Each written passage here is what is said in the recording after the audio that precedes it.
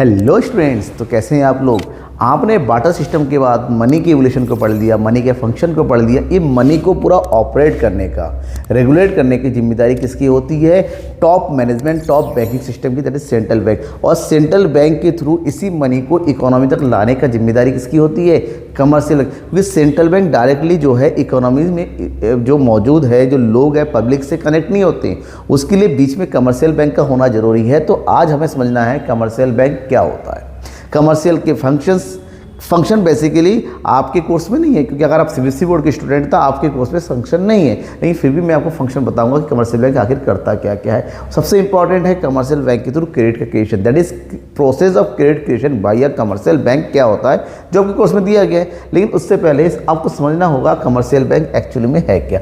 जो भी बैंक जो आप अपने आसपास देखते हैं वो सारे कमर्शियल बैंक है। लेक्चर नंबर 3 है इस चैप्टर का, चैप्टर नंबर 3, जिसका नाम है मनी एंड बैंकिंग। ध्यान में रखना, इससे रिलेटेड इस चैप्टर से रिलेटेड एग्जाम में क्वेश्चन जरूर और जरूर पूछे जाते हैं, जहां पर हम कमर्शियल बैंक के बारे में बात करने वाले हैं। कमर्शियल बैंक का मतलब ये सारे bank, axis bank, IDBI bank, bank of Maharashtra, bank of India, SBI, Indian overseas union bank, industrial bank, ये सारे के सारे जो बैंक है जो आपके सामने अभी दिख रहे हैं लोगों के साथ, ये सारे बैंक कमर्शियल बैंक है। अब हमें ये समझना पड़ेगा कि what do you mean by the commercial bank. Commercial bank होता क्या है? नॉर्मल लैंग्वेज समझिए, जो भी बैंक हम अपने आसपास में, all the banks that around us where we deal, the bank we directly deal with the public is known as commercial bank. The main purpose of the commercial bank is to gain the maximum profit. Commercial है तो उनका purpose होता है profit को achieve करना। जितने भी हम बैंक देखते हैं वो हम जब पैसा जमा करते हैं तो बदले में इंटरेस्ट कम देता है, और जब लोन लेते हैं हमसे भर के इंटरेस्ट लेता है। तो जो इंटरेस्ट वो देता है और जो इंटरेस्ट वो लेता है, इन दोनों के बीच का जो गैप होता है that is the profit of the bank. इसी प्रॉफिट के लिए बैंक काम करते हैं। So this is known as commercial bank. इनका काम कोई समाज सेवा नहीं होता है, कोई रेगुलेशन नहीं, वो नहीं होता है कि हमें पैसा दे के समाज की सेवा करनी, नहीं, ये कमर्शियल पर्पज से होता है, बस बैंकिंग फैसिलिटी प्रोवाइड करता है। So had the meaning of commercial bank. A commercial bank is a financial organization that accept deposit, provide checking account services, makes different loans and provide basic financial product to people and small companies such as certificate of deposit, CD and saving account. Okay, वो सारा institute जो कि commercial bank से उनके deposit को accept करता है, उनकी ज़रूरत पड़ने पर उनको लोन देता है, उनसे रिलेटेड वेरियस चेकिंग अकाउंट की सुविधा देता है, इवन उनको अलग अलग तरीके की फाइनेंशियल सर्विस प्रोवाइड करता है। That institute use known as bank. क्योंकि बहुत सारे इंस्टीट्यूट ऐसे होते हैं, बेसिकली इनमें 2 बेसिक फीचर होने चाहिए। Number 1, accepting deposit, accepting deposit, ये पहला फंक्शन होता है। और सेकेंड होता है लोन्स का, क्या देने का। जो बैंक, जो भी इंस्टीट्यूट इन दोनों को एक साथ करते हैं उनको बैंक बोलेंगे, क्योंकि बहुत सारे ऐसे इंस्टीट्यूट है जिसका काम होता है डिपॉजिट को एक्सेप्ट करना। जैसे इंश्योरेंस कंपनी, वो डिपॉजिट करते रहते हैं, वो देते नहीं है, वो उनकी जमा को लेते रहते हैं, एक टाइम ऊपर होने का फिर वापस करते हैं। जबकि बहुत सारे फाइनेंशियल इंस्टीट्यूट होते हैं जिनका काम होता है लोन देना, लोन देके बाद में उससे ब्याज सहित पैसा वापस लेना। लेकिन इन दोनों कामों को जो एक साथ करता है, the banks the institute who perform both this work in one place is known as banks, और उसी को हम कमर्शियल बैंक के नाम से जानते हैं। राइट। अगर हम कमर्शियल बैंक के टाइप्स की बात करते हैं, types of commercial banks, that is 3 types of commercial banks are there. Number 1 is private bank, number 2 is public bank और number 3 is foreign bank. Private bank वो बैंक होते हैं जो कि प्राइवेट सेक्टर के ओनरशिप में होता है। The banks which under ownership of private sector which operated by private sector and fully controlled by private sector is known as private bank. That is ICICI bank, YES bank and HDFC bank, you also know that Axis bank, Bandhan bank, ये सारे जो है private bank की category में आते हैं। Second one is public bank. Public bank वो bank होते हैं which are under control by government of India, जो गवर्नमेंट के कंट्रोल में आता है, गवर्नमेंट उसको ऑपरेट करती है, गवर्नमेंट उसको जो है देखभाल करती है, केयर करती है, उसे हम पब्लिक बैंक कहते हैं। For example BOB, bank of Baroda, Punjab national bank, Dena bank, corporation bank and सबसे बड़ा bank that is SBI, state bank of India. ये गवर्नमेंट के कंट्रोल में होता है। There are some banks also जो कि फॉरेन बैंक होता है, कि फॉरेन कंट्रीज से बैंक होते हैं जो हमारे कंट्री में ऑपरेट हो रहे हैं। American express bank, city bank, standard and chartered bank, Hong Kong and Shanghai bank corporation, ये सारे बैंक जो है फॉरेन से रिलेटेड है। यानी कि जो प्राइवेट सेक्टर का है प्राइवेट बैंक होते हैं, जो गवर्नमेंट सेक्टर के अंडर में गवर्नमेंट बैंक होते हैं, जो फॉरेन सेक्टर के अंडर में होते हैं उसे फॉरेन बैंक के नाम से हम जानते हैं। Okay, now the functions of commercial bank. एक इकोनॉमी में कमर्शियल बैंक का क्या फंक्शन होता है, बेसिकली सीबीएसई बोर्ड के अकॉर्डिंग कोर्स में नहीं है, लेकिन हमें जानना जरूरी है, क्योंकि जब आप पढ़ेंगे सीयूटी की तैयारी करेंगे आई थिंक उस समय पूछा जा सकता है। फिलहाल सीयूटी की इस साल के कोर्स में तो है नहीं, लेकिन फर्दर तैयारी के लिए पता होना चाहिए और नॉर्मल भी पता होना चाहिए कि कमर्शियल बैंक का काम क्या होता है। कमर्शियल बैंक की अगर हम बात करें, फंक्शन की बात करते हैं, फर्स्ट फंक्शन, इसके फंक्शन को दो कैटेगरी में बांटा गया है basically, that is primary function and second one is secondary function. Primary function मतलब जो मेनली कमर्शियल बैंक करती हैं। Number one is that is accepting deposit, लोगों से उनकी डिपॉजिट को एक्सेप्ट करना, और डिपॉजिट को एक्सेप्ट करने के लिए ये वेरियस अकाउंट खुलवाते हैं, जिसमें हो गया सेविंग अकाउंट होता है, ठीक है ना, इसमें करंट अकाउंट होता है, इसमें एफडी होता है, फिक्स डिपॉजिट्स को बोलते हैं नॉर्मली, इसको टाइम डिपॉजिट के नाम से, एक रिकरिंग आरडी होता है, रिकरिंग डिपॉजिट, अलग अलग तरह के अकाउंट में पैसे जमा करते हैं। इसके अलावा लोगों की डिमांड पर उनको लोन भी प्रोवाइड करते हैं। लोन भी कई तरह का प्रोवाइड किया जाता है, जैसे ओवरड्राफ्ट की फैसिलिटी हो गया, कैश क्रेडिट हो गया, डिस्काउंटिंग बिल हो गया, लोन एंड एडवांस हो गया, अदर एडवांस। ये बैंक वाले लोगों की मांगने पर उनको देते हैं। आजकल डेट में प्राइवेट बैंक वाले तो फ़ोन करके बोलते हैं, भैया आपको लोन चाहिए, पर्सनल लोन चाहिए क्या, इतने का ऑफर है आपके लिए, 50,000 का ऑफर है, इतने की छूट है, तब हम देते रहते हैं, क्योंकि ये उनका फंक्शन है। लोन देंगे तभी तो उनका इनकम होगा। Next is investment function. Commercial bank वाले, उनके पास जो डिपॉजिट होता है उस, क्योंकि उनके पास जो इनकम का एक बड़ा सोर्स इंटरेस्ट से होता है, तो उससे भी बड़ा सोर्स वो अपने पैसे जो होते हैं ना, वो कहीं ना कहीं शेयर मार्केट में, ठीक है ना, इसके अलावा जो है वो लोग जो है प्रॉपर्टी में इन्वेस्ट भी करते हैं।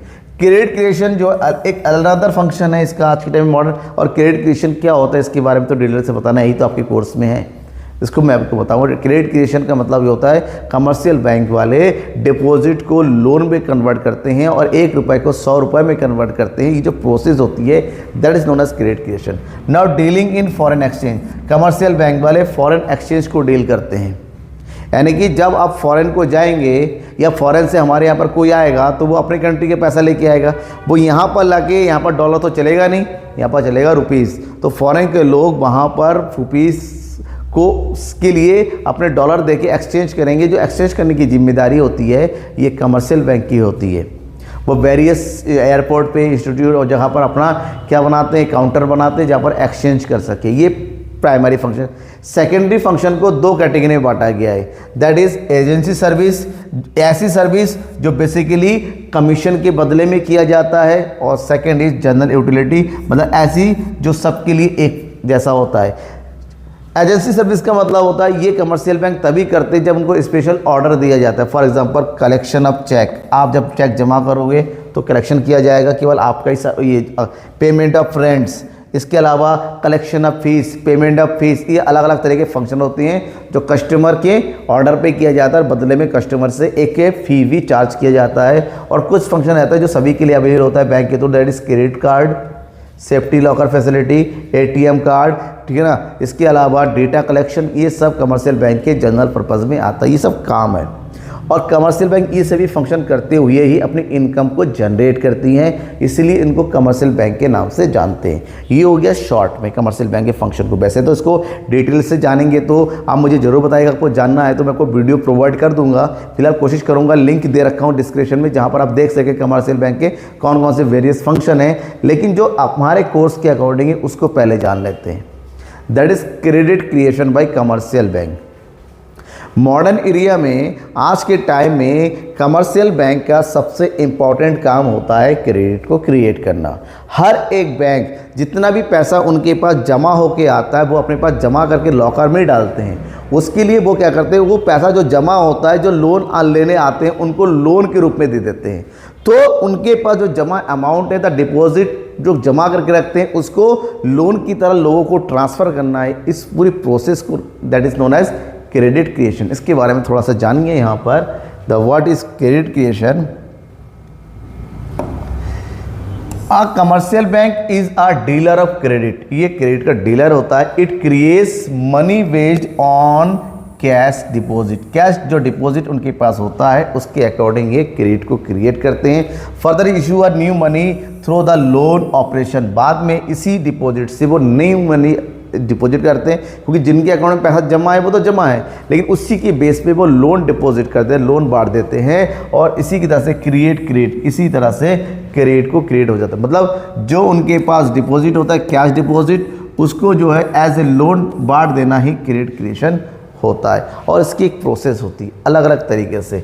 Now therefore this process of credit creation leads depositor to believe that they have money with the bank, और इसी प्रोसेस के कारण ये पता चल जाता है इकोनॉमी में पैसे रोटेट हो रहे हैं, लोगों के पैसे बढ़ रहे हैं और लोगों के पैसों से पैसा। इसका मतलब ये हुआ कि यहाँ पर क्रेडिट क्रिएशन के लिए हमें डिपॉजिट को समझना पड़ेगा। अगर हम डिपॉजिट की बात करते हैं, there are two types of deposit. First is known as primary deposit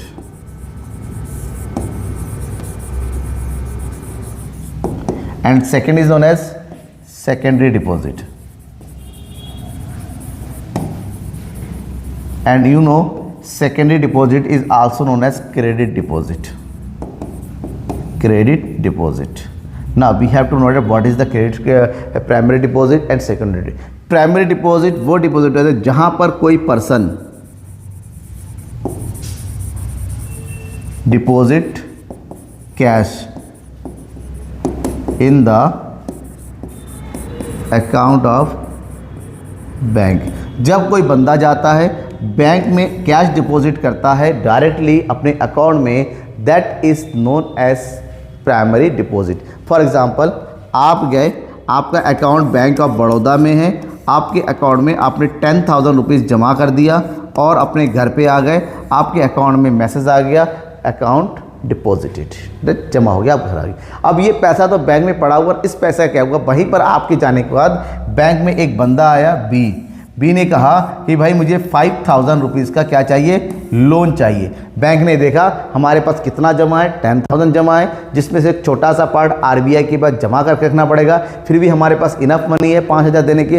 bank वाले क्या कहेंगे, आपने जो पैसा जमा कर दिया आपके अकाउंट से नहीं निकालेंगे, आपने जो कैश जमा किया है उसी के बेस में इसको 5,000 रुपीज़ इसके अकाउंट में क्या कर देंगे, ट्रांसफ़र कर देंगे। मतलब transfer of cash money in the account of बारोअर।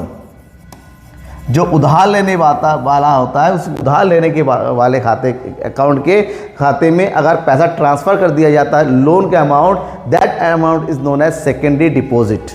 क्या कैश आया? नहीं, कैश नहीं आया।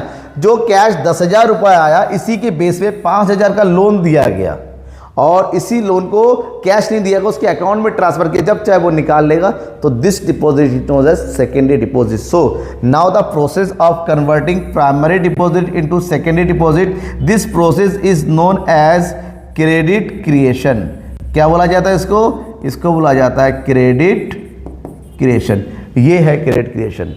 अब इस पूरे प्रोसेस में कितनी बार लोन जाएगा, कितना सेकेंडरी डिपॉजिट जाएगा, क्योंकि जो बंदा लोन लेगा वो अपने घर पे पैसे रखने के लिए तो लेता नहीं है, वो कोई ना कोई काम करेगा। मान लीजिए अपना घर बना रहा है, घर बनाने वाले को 5,000 रुपये दे दिया, उसने कहा कि भाई मेरे अकाउंट में डाल दे, तो वो 5,000 उसके अकाउंट में जाएगा, फिर से वो एक अकाउंट में जमा हो गया, वो अकाउंट से फिर ट्रांसफ़र होगा। इसकी तरह से ये पैसा रोटेट होता है और ये 10,000 जो होता है कई बार इकोनॉमी में रोटेट होते होते कई 1,000 रुपीज़ बन जाता है। तो that is known as process of credit creation. अब बात करते हैं कितना पैसा बनेगा, कितना पैसा बन सकता है। ये कितना पैसा बन सकता है इसका जवाब देगा that formula of creation of credit. कितना पैसा बन सकता है। सो यहाँ पर ध्यान में रखिएगा कि एक इकोनॉमी में जितना पैसा एक्चुअली में जमा होता है, हम जो जमा करते हैं वो इकोनॉमी में कितना कन्वर्ट हो सकता है, this all thing depend upon the LRR। ये सब कुछ LR पर डिपेंड करता है। LR is the sub total of CRR plus SLR। ये CRR और SLR का टोटल होता है। अब बात करेंगे CRR क्या होता है। CRR cash reserve ratio. हर एक कमर्शियल बैंक को अपने टोटल डिपॉजिट का एक फिक्स पार्ट सेंट्रल बैंक के पास जमा करके रखना पड़ता है, नेसेसरी है। इसका मतलब उनके पास जो पैसा जमा आएगा उसमें से एक पार्ट निकाल के वो सेंट्रल बैंक भेज देंगे। मान लीजिए कमर्शियल बैंक के पास 1000 रुपये जमा हो रहा है, सेंट्रल बैंक ने कहा कि CRR 10% है, तो इसका 1000 में इसका 100 रुपये चला जाएगा RBI के पास बच्चे का 900 रुपये लोन देने के लिए। लेकिन भाई पर SLR भी है, स्टैट्यूटरी लिक्विडिटी रेशियो, जहाँ पर उसका एक फिक्स पार्ट अपने पास जमा करने पड़ता है। मान लीजिए ये भी 10% है, तो यहाँ पर भी 100 रुपये अपने पास जमा करके केवल 800 रुपये रहेगा, इस 800 रुपये का ही लोन जाएगा। तो CRR SLR जितना ज़्यादा होता है उसी के अकॉर्डिंग डिपॉजिट टाइम भी आपका बढ़ता चला जाता है। अब कैसे होगा, तो यहाँ पर बात करेंगे टोटल क्रेडिट क्रिएशन किस तरह से होता है, एक इकोनॉमी में पैसा कैसे बनता है, दैट इज़ एक्चुअली में कितना अकाउंट में जमा हुआ मल्टीप्लाई बाय क्रेडिट मल्टीप्लायर कितना, क्रेडिट मल्टीप्लायर इन शॉर्ट के मल्टीप्लायर कितना है, मतलब कितने गुना पैसा बढ़ सकता है। और यहाँ पर क्रेडिट मल्टीप्लायर का फार्मूला होता है K = 1/R is also known as 1/CRR, it is also known 1/LRR। कुछ भी लिखा रहे समझो यही चीज़ है, और ये एग्जाम में दिया हुआ रहता है। मान लीजिए एक छोटा सा, अब ये पूरा यहाँ से मल्टीप्लायर आ जाएगा, मल्टीप्लायर को ओरिजिनल डिपॉजिट से मल्टीप्लाई कर दीजिए, वैल्यू आ जाएगा। फॉर एग्जाम्पल एक छोटा सा एग्जाम्पल से समझते हैं।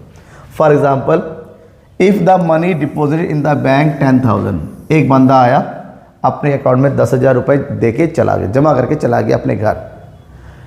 The bank has a CRR of 10%, bank का CRR 10% है, मतलब 10,000 का 10% सेंट्रल बैंक के पास जमा करके रखना पड़ेगा। हर स्टेप में जब भी पैसा रोटेट होगा वो 10,000 का 10% रखना ही पड़ेगा, 10% रखना ही पड़ेगा, मतलब उतना पैसा बाहर इकोनॉमी से बाहर रोटेट नहीं हुआ। तो आप बताओ कि इकोनॉमी में कितने मल्टीप्लायर, कितने गुना ज़्यादा पैसा ट्रांसफ़र हो सकता है। सो यहाँ पर टोटल डिपॉजिट निकालेंगे, टोटल डिपॉजिट इक्वल टू होता है initial deposit multiply by multiplier K। तो एट फर्स्ट हमें निकालना है K। सो यहाँ पर K = 1/LRR या फिर CRR, कुछ भी कह दीजिए। यहाँ पर CRR गिवन है तो 1/10%, 10% मीन्स 10/100, सो डैट 100/10 = 10 टाइम। इसका मतलब होता है इकोनॉमी में अगर 10,000 रुपये जमा हुआ है, 10,000 रुपये उसका 10 टाइम बन जाएगा। The total credit deposit equal to 10,000 multiply by 10, मतलब 10,000 इकोनॉमी में कितना रुपये बन जाएगा, 1 लाख रुपये बन जाएगा। 10,000 रुपये इकोनॉमी में 1 लाख रुपये बन जाएगा, इतनी बार रोटेट होगा अगर 10% का CRR होता है तो। यही होता है क्रेडिट क्रिएशन। मतलब जान लीजिए आपके अगर 10 रुपये का नोट है और आपने गुस्से में 10,000 रुपये का नोट फाड़ दिया, नुकसान कितना है आपका? आपका नुकसान है केवल जितने का नोट आपने फाड़ दिया है 10 रुपये का। लेकिन ये समझ रही है 10 रुपये का नोट फाड़ने से इकोनॉमी को कितना नुकसान होगा, बहुत ज़्यादा। क्यों? क्योंकि ये नोट अब दोबारा रोटेट नहीं हो पाएगा, आपने बेकार कर दिया है, तो इकोनॉमी में जाएगा नहीं, तो वैल्यू जनरेट नहीं करेगा। तो जितनी बार जितना ज़्यादा रोटेट होता है उतने ही ज़्यादा क्रिएट होता है। समझ में आ गया? This is known as credit creation. आप बात करेंगे कैसे, क्या ये एक दिन में होता है? नहीं, ये जो 10,000 आपका 1 लाख में कन्वर्ट हुआ कोई एक दिन की बात नहीं है, ये रोटेशन की बात है, ये कई बार रोटेट होता है। फॉर एग्जांपल रोटेशन, इसको बोलते हैं mechanism of credit creation. For example कि कैश रिजर्व रेशियो कितना है, 20% है। कैश रिजर्व रेशियो कितना है, 20%। इसका मतलब ये हुआ यहाँ पर K इक्वल टू जाएगा 1/20% इक्वल टू 100/20, दैट इज़ 5। यानी कि जितना पैसा जमा होगा उसका 5 गुना ज़्यादा क्रिएट होगा। कितना पैसा जमा हो रहा है? 1,000 मल्टीप्लाई बाई 5, इसका मतलब इकोनॉमी में कितना पैसा जमा होना चाहिए? 5,000 रुपये क्रिएट होना चाहिए। कैसे? पहली बार एक बंदा आया 1,000 रुपये जमा करके चला गया। कितना रुपये जमा कर गया? 1,000 रुपये जमा करके चला गया। उस 1,000 रुपये में हर एक कमर्शियल बैंक को 20% किसके पास? RBI के पास जमा करना पड़ेगा। तो 200 रुपये, 1,000 का 200 रुपये कट गया और 800 रुपये का उन्होंने लोन बांट दिया।